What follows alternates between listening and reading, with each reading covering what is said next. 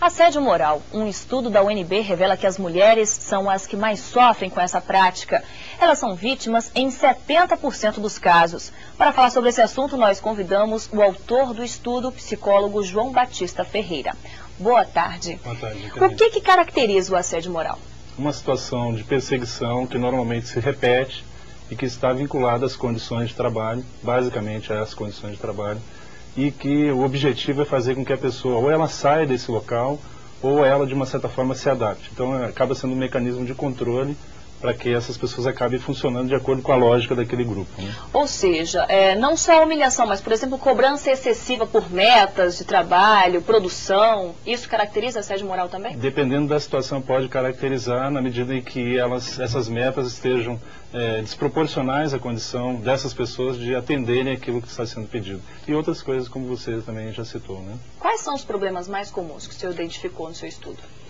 Problemas de isolamento, as pessoas acabam, à medida que o tempo vai passando, recebendo uma menor quantidade de trabalhos, ou elas não são ouvidas, ou são desqualificadas, às vezes de maneira sutil, às vezes de maneira mais explícita. Isso tudo vai afetando a autoestima dessas pessoas a tal ponto que, às vezes sem perceber, a saúde dela começa a se debilitar.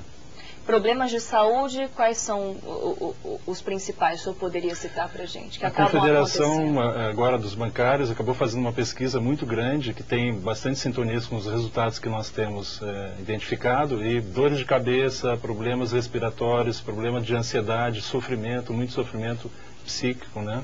Problemas cardiovasculares, estomacais, depressão, problemas de sono.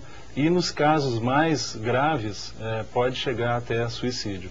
Esses casos de assédio, moral, eles são mais comuns em empresas grandes ou acontecem em qualquer lugar?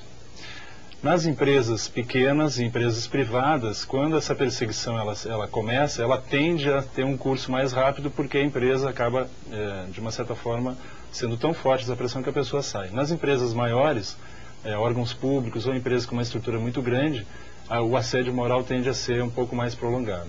E como que a pessoa pode enfrentar essa situação? Primeiro, conhecendo o que é assédio moral, o que é violência, essa violência psicológica, né? A informação é muito importante. Depois procurar sindicatos, ver, por exemplo, dentro da própria empresa se tem ouvidoria, e também começar a reunir provas com relação a essas práticas, né? Como se ela receber uma mensagem escrita, se ela tiver testemunho de colegas, isso é muito importante, né? E especialmente procurar a ajuda das pessoas que estão próximas, que testemunharam e que se disponham a ajudar.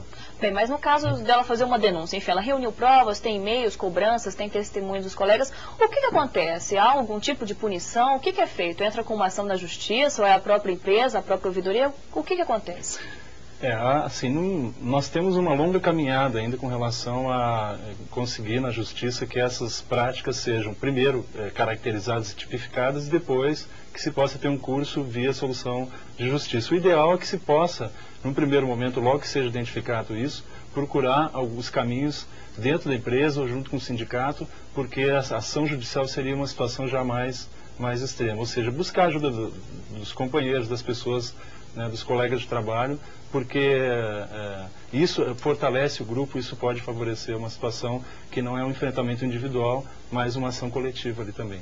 Bem, não sei se no seu estudo o senhor detectou isso, mas no caso, se uma determinada empresa tem várias reclamações de um determinado chefe, já houve algum caso de punição a esse chefe? Ele foi chamado, enfim? As ações na justiça ainda estão muito incipientes, né? Então, para que nós possamos trabalhar com essa informação, nós ainda precisamos de um percurso mais longo com relação a esses processos. O que nós temos observado é que, na medida em que as pessoas possam trabalhar em conjunto, buscar essa ajuda do sindicato, como eu falei, e do próprio coletivo dos trabalhadores, você consegue, de uma certa forma, criar uma situação mais favorável para enfrentar essas situações. Mas a gente tem uma longa caminhada pela frente ainda. E no caso foi detectado que 70% dos casos são com as mulheres. Quais são os problemas para elas? O que mais fere, quais são os problemas ocasionados pelo assédio moral nas mulheres?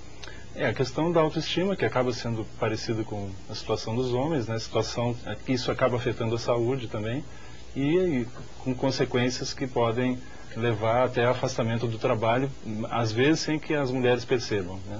Porque já é um espaço de muita competição dentro do ambiente de trabalho, e para as mulheres ter essa carga adicional de discriminação dificulta ainda mais essa caminhada profissional, né? Ok, então muito obrigada pelas suas explicações, Obrigado, pela sua presença aqui com a gente. Obrigado.